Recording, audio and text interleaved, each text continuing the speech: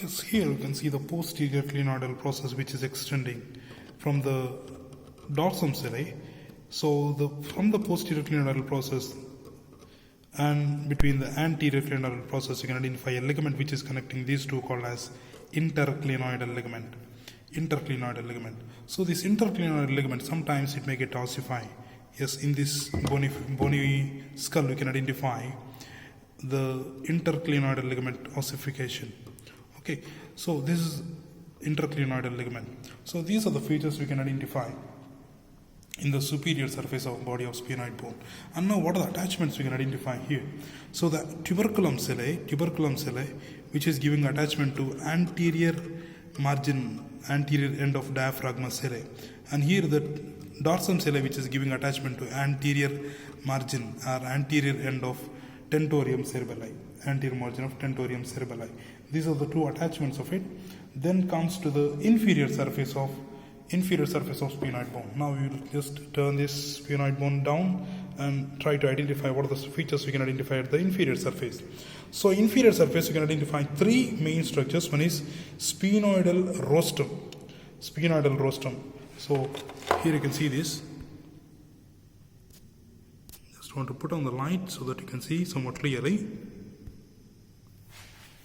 Yeah. So here you can see the sphenoidal rostrum. This part is called as sphenoidal rostrum. And then you can identify a pair of sphenoidal conchae. I will show you that sphenoidal conchae, which are projecting upwards, downwards and medially. These are called as sphenoidal conchae. And the vaginal process of sphenoid bone. These are the two vaginal process of sphenoid bone. So sphenoidal rostrum, vaginal process of sphenoid bone, and the conchae, sphenoidal conchae. So sphenoidal rostrum, we can identify a crest. So as we are seeing from inferior view, in the anatomical position, if you just try to observe from posteriorly, yes, here you can see the sphenoidal rostrum clearly. This part is called as sphenoidal rostrum, and it is going to articulate with this ala of the femur. This V shape you can identify. This is nothing but the ala of the femur, where it is going to fuse sphenoidal rostrum and the ala of femur, which are going to articulate with each other. And here we can identify a canal called as vomerovaginal canal. It does not pass any important structures, vomerovaginal canal. Here you can see somewhat clearly. So this is the femur, this is the ala of the femur. The bony part which is not colored below this femur, that is nothing but sphenoidal rostrum. Okay, and then conchae, coming to the horizontal part of each sphenoidal conchae, extends backward and articulates with the ala of the femur. Extends backwards and articulates with the ala of the femur. That is called a sphenoidal conchae. So if we just separate this ala of the femur, we can identify somewhat clearly about the sphenoidal conchae. Inside you can identify that. Then vaginal process. So anterior margin of vaginal process. Here you can see the vaginal process of sphenoid bone. These horizontal plates are called as vaginal process of sphenoid bone. So they articulate with the upper surface of sphenoidal process of palatine bone. Okay, they articulate with the upper surface of sphenoidal process of palatine bone. Here you can see that. At this point you can identify sphenoidal process of palatine bone. Yes, another features of sphenoidal crest here, it is going to articulate with the perpendicular plate of ethmoid bone. So here you can see this. This is going to articulate with the perpendicular plate of ethmoid bone here, and in the middle crest is called as sphenoidal crest. This crest anteriorly it is going to articulate with the perpendicular plate of ethmoid bone. So in this colored one you can identify the medial nasal septum. It is formed by perpendicular plate of ethmoid bone. This is the perpendicular plate of ethmoid bone. So most posteriorly it is going to articulate with the sphenoid bone inside, and then it is completing and forming the medial nasal septum.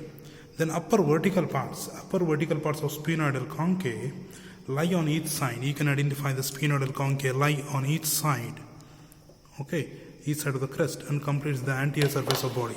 So what we can identify at the anterior surface, or one is sphenoidal crest we can identify, and the sphenoidal concha you can identify. Okay, and presents a sphenoidal foramen through which the sphenoidal air sinus communicates with the sphenoethmoidal recess.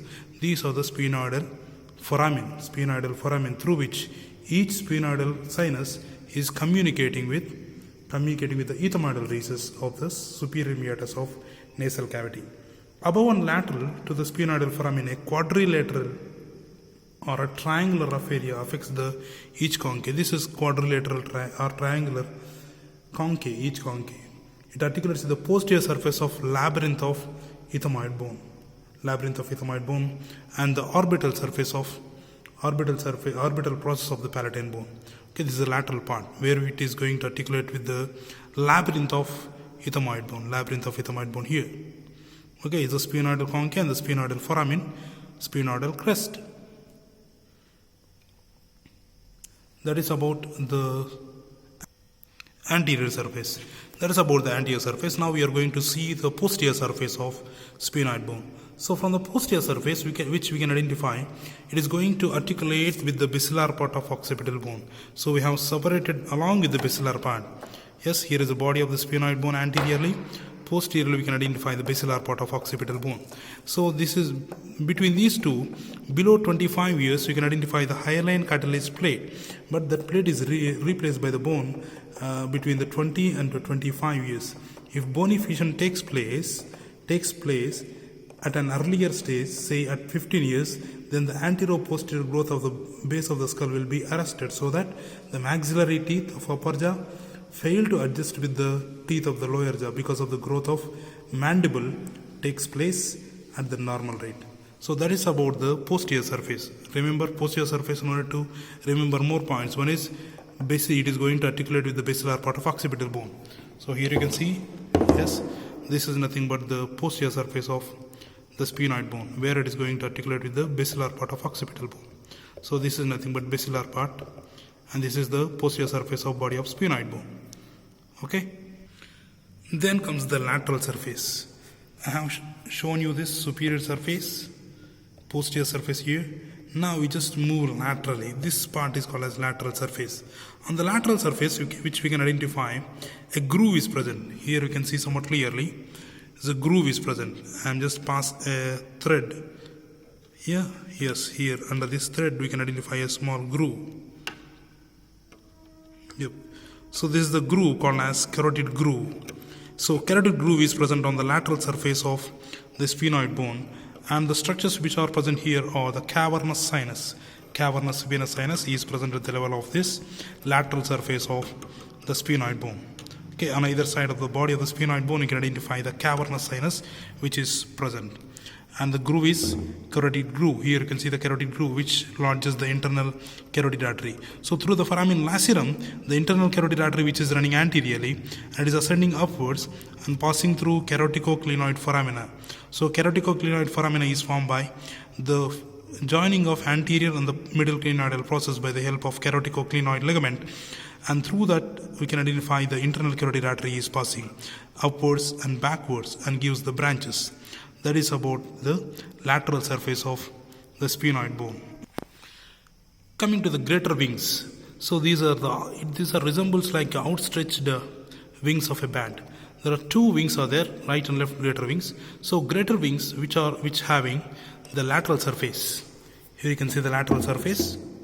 So this greater wing lateral surface, and this greater wing, it is going to fuse with the anterior with the frontal bone, superior with the parietal bone, posteriorly with the squamous part of temporal bone, and here it is involving in the formation of pteria. And then it is having inferior surface as well. You can see the inferior surface. I have just turned down and showing you the inferior surface of greater wing of sphenoid bone. So which is forming the superior boundary of the infratemporal fossa. Yes, here you can see the infratemporal surface of greater wing of sphenoid bone, and it is having superior surface. The superior surface, and the rest of the part is inferior surface here. So the inferior surface, anterior part is called as infratemporal surface, posterior part is inferior surface. Okay, prominent inferior surface. Then what we can identify on the greater wings of sphenoid bone, or we can identify the foramens. Foramen, ovale. If any foramen which is present medial to this is called as emissary sphenoidal foramen. Okay, so emissary sphenoidal foramen which is present between ovale and the foramen lacerum. Emissary sphenoidal foramen which is passing emissary vein. Anterior to this one we can identify foramen rotundum. It is passing maxillary division of trigeminal nerve. And posterior to this foramen ovale we can identify a small foramen called as foramen spinosum.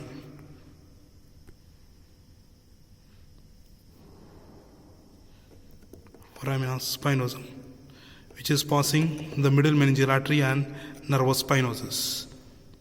So these are the features we can identify on the greater wing of sphenoid bone. And lesser wings of sphenoid bone already have explained. Lesser wings which are extending laterally, and lesser wings between the lesser wings of sphenoid bone and the frontal bone, we can identify a suture called as frontosphenoid suture. And the lesser wings are forming the anterior clinodal process, and superior surface, flattened superior surface called as jugum sphenoidal. That is about the lesser wings of sphenoid bone. And other greater wing it is also having an orbital surface. Now I am showing you from the orbit. Yes, here we can identify the greater wing. It is forming the orbital surface. So greater wings it is having orbital surface, then lateral surface, then infratemporal surface here, then prominent inferior surface, and the superior surface. This is about greater wings. So the other features which we can identify are the pterygoid process. So we can identify the two pterygoid plates. I am just showing you from the base, lateral pterygoid plate and the medial pterygoid plate. So the lateral pterygoid plate are the superior part of the medial pterygoid plate exactly. We can identify a depression called as scaphoid fossa. If we just move somewhat posteriorly, we can identify a depression called as sulcus tubae. This sulcus tubae, which is present between the greater wing of sphenoid bone and the petrous part of temporal bone, which is lodging the cartilaginous part of eustachian tube. Sometimes you may identify a extra foramen which is present between the ovale and the spinosum, foramen ovale and the spinosum. On the bridge between ovale and spinosum, you may identify a foramen called as foramina innominatus, which is passing emissary vein. And other features are, so the lateral pterygoid plate, it is having a process here. So in this bone, you may identify a little somewhat clearly pterygoid process. The pterygoid process, and posteriorly we can identify a spine. So behind the foramina spinosum, we can identify a bony projection which is projecting down called as spine of sphenoid. So between the spine of sphenoid and the lateral pterygoid plate process, we can identify a ligament called as pterygospinous ligament, which is present here. And the spine of the sphenoid, which is giving attachment to other two ligaments. One is sphenomandibular ligament. In the lateral view, you can identify somewhat clearly the spine of sphenoid. Excuse me. Yes, here you can see the spine of sphenoid. This spine of sphenoid, which is giving attachment to anterior ligament of malleus, pterygospinous ligament, and the sphenomandibular ligament. Okay, so these are the features we can identify. Other features of the lesser wing of sphenoid bone.